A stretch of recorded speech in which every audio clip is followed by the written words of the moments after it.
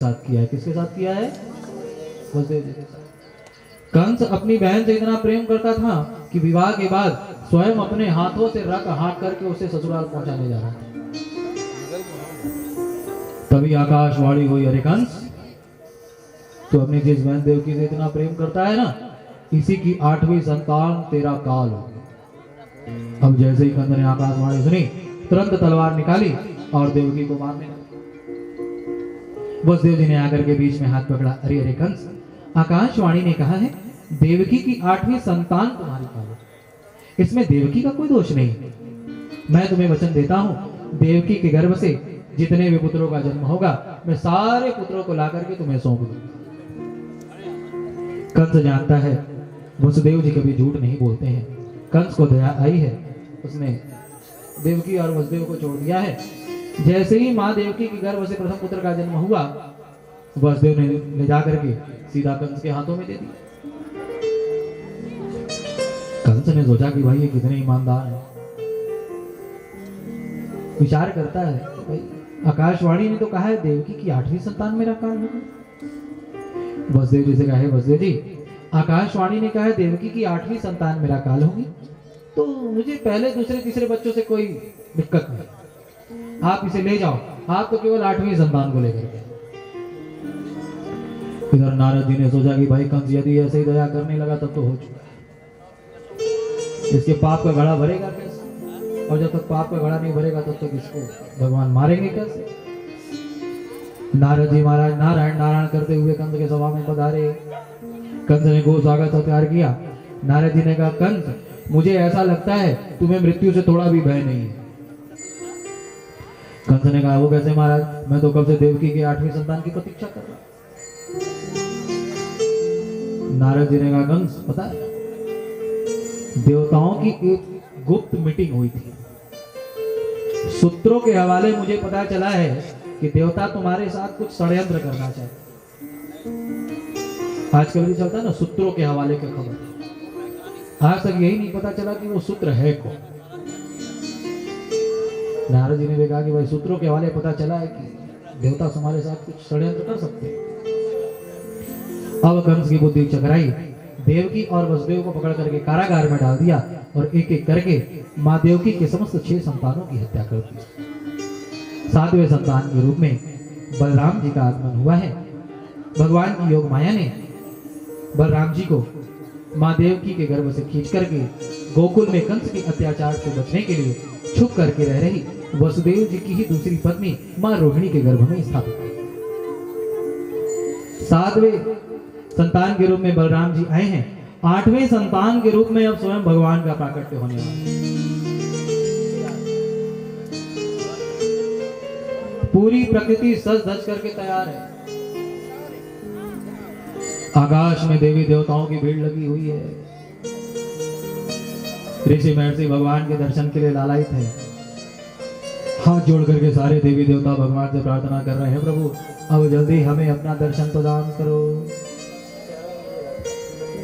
दर्शन दो घनश्याम। कौन कौन भगवान के दर्शन के लिए लालायित है? आइए, सारे देवी देवता ऋषि महर्षि भगवान से प्रार्थना कर रहे हैं। दर्शन दो घनश्याम, नाथ मोरी अखियां प्यासी रे। दर्शन दो घनश्याम, नाथ मोरी अखियां प्यासी रे। दर्शन दो घनश्याम, नाथ मोरी अखियां प्यासी रे।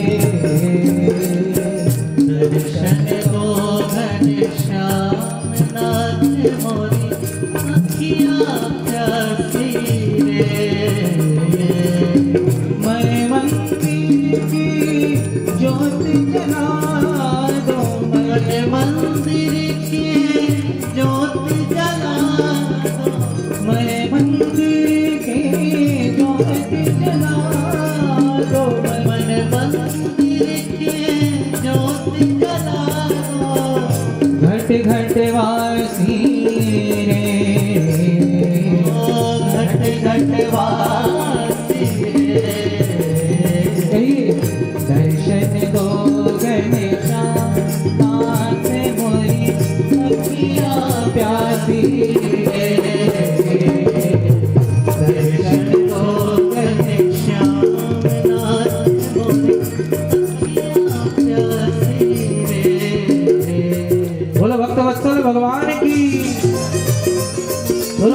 ताली बजाते हैं।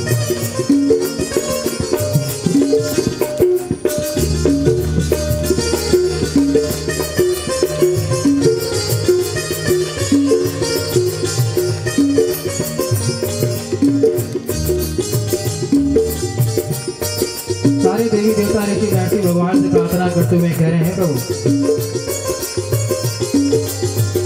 पानी पी कर प्यास बुझाओ, पानी पी कर प्यास बुझाओ, पानी पी कर प्यास बुझाओ, पानी पी कर प्यास बुझाओ, नैनन को कैसे समझाओ, नैनन को कैसे समझाओ, आँख में चोली छोड़ो अब तो, आँख में चोली छोड़ो अब तो, घट घट वासी दर्शन दो घनश्याम नाथ गोरी सखिया प्यासी रे, कामम पद बम पदनि द बम दर्शन दो घनश्याम नाथ गोरी सखिया प्यासी रे। पूरी प्रकृति सज करके तैयार है, चारों तरफ सुंदर वायु बहने लगी, आकाश में अप्सराएं नृत्य कर रही हैं, गंधर्व अनेक प्रकार के वाद्य यंत्र बजा रहे हैं। हाँ,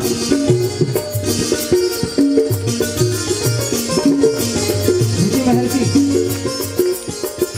वेद की ध्वनि करते हुए भगवान की प्रार्थना कर रहे हैं, हे प्रभु अब जल्दी दर्शन दो, समय आया है। भादो मास की अंधेरी रात, आकाश में बिजली चमक रही, भयंकर वर्षा हो रहा है, तेज आंधी तूफान आया है, यमुना नदी में भी भयंकर बाढ़ आई हुई है। सारे देवी देवता ऋषि महर्षि भगवान की स्तुति कर रहे हैं, प्रभु अब ज्यादा देर मत करो, अब जल्दी से हमें अपना दर्शन प्रदान करो। सब भगवान के दर्शन के लिए लालायित हैं। भादो मास की अंधेरी रात है, अष्टमी तिथि है, भगवान चतुर्भुज रूप धारण करके कंस के कारागार में माँ देवकी के गर्भ से प्रकट हो गए हैं।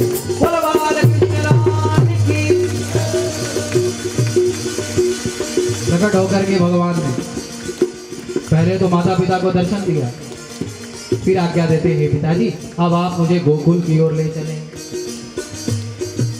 वसुदेव जी ने जैसे ही भगवान को टोकरी में रख करके गोकुल जाना चाहा, ऐसे ही जेल के सारे तारे खुल गए, सारे के सारे पहरेदार अपने आप ही सो गए। जब जन्म कृष्ण भगवान जेल दरम्यान मुरलिया वाले, खुल गए जेल के ताले, खुल गए सारे सारे खुल।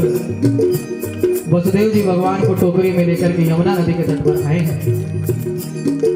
यमुना जी में भयंकर बाढ़ आई हुई है, वसुदेव जी निर्भीक होकर के यमुना जी में चलते चले जा रहे हैं। यमुना महारानी भगवान का चरण स्पर्श करना चाहती हैं।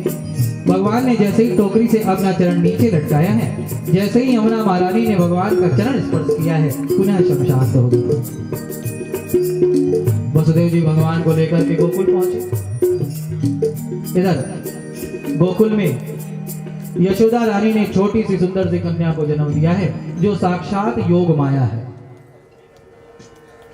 जब भगवान को लेकर के वसुदेव जी गोकुल पहुंचे हैं, तो भगवान की योग माया ने सारे के सारे गोकुल वासियों को सुला दिया। यहां तक कि नंद बाबा माँ यशोदा को पता नहीं चला कौन आया कौन गया। वसुदेव जी ने टोकरी से भगवान को उतारा है, माँ यशोदा के बगल में सुलाया है। माँ यशोदा ने जो कन्या को जन्म दिया है, उस कन्या को टोकरी में रख करके पुनः कंस के कारागार में चले आते हैं। इधर जब गोकुल वासियों की नींद खुली, नंद बाबा की बहन है सुनंदा, सुनंदा ने सबसे पहले आकर के देखा, अरे यशोदा रानी ने तो छोटी सी सुंदर से लाला को जन्म दिया है। उसके आनंद की कोई सीमा न रही, दौड़ी दौड़ी दौड़ी दौड़ी नंद बाबा के पास गई।